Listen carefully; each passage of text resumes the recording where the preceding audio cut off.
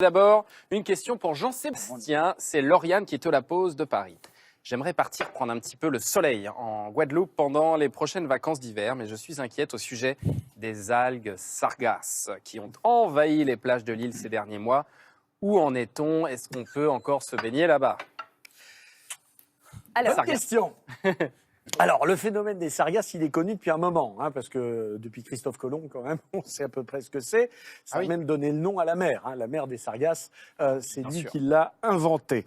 En attendant, c'est vrai que ces sargasses, ces algues, étaient circonscrites au nord du tropique du Cancer. Et elles étaient circonscrites par le Gulf Stream, qui les entourait, qui les empêchait de sortir. Depuis 2011, ces sargasses sont sorties de leur bassin habituel. Pourquoi? A priori, il y a deux explications. L'augmentation du commerce maritime, de plus en plus de bateaux passent et donc elles fractionnent le banc d'algues. La deuxième explication, ce serait la déforestation de la forêt amazonienne. Du coup, comme on met en culture des zones qui ne l'étaient pas, ça draine dans l'Amazone des sels nutritifs qui étaient inconnus, qui se retrouvent dans l'Atlantique et qui favorisent la prolifération des algues sargasses. Alors, pour en revenir à la question, et je noie un peu le poisson comme les hommes politiques parce que la réponse est extrêmement compliquée à vous donner.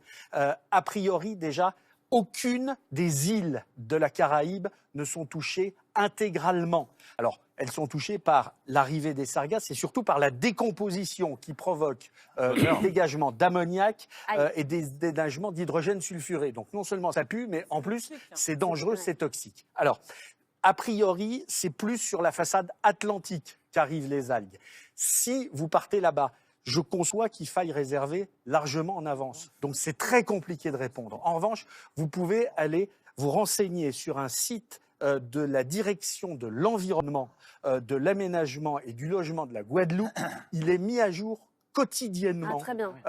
Et on se rend compte sur ce site d'où sont les zones où il y a des sargasses. Ce que tu nous dis, c'est qu'il y a toujours un risque. Sur le littoral. Voilà, là vous le voyez, on l'a en direct. Là, on se rend compte que les sargasses qui sont les zones rouges, elles sont essentiellement sur le front. C'est ça, ce que tu disais, c'est Atlantique. Par contre, au nord de l'île, il n'y en a pas. C'est ce que tu disais, donc il y a toujours moyen de trouver des plages sur lesquelles on peut se baigner. Sauf que, effectivement, on ne peut pas le savoir 2 mois à l'avance ou 1 mois à l'avance. Donc c'est très compliqué. Il faut être plutôt mobile quand on est sur place.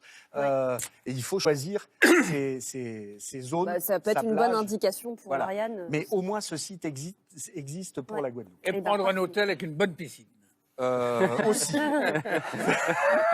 Non, mais c'est voilà, sur le fond, assez terrible l'évolution de la situation. Le problème, c'est quand on est en zone maritime, quand on est sur le bord, sur le front de mer, ça peut être dangereux parce que les dégagements d'ammoniac peuvent être extrêmement importants. Et on salue nos amis de Guadeloupe parce que je sais qu'ils ont souffert beaucoup et ils souffrent beaucoup de cette situation. Et puis à la Martinique aussi, la situation est aussi compliquée.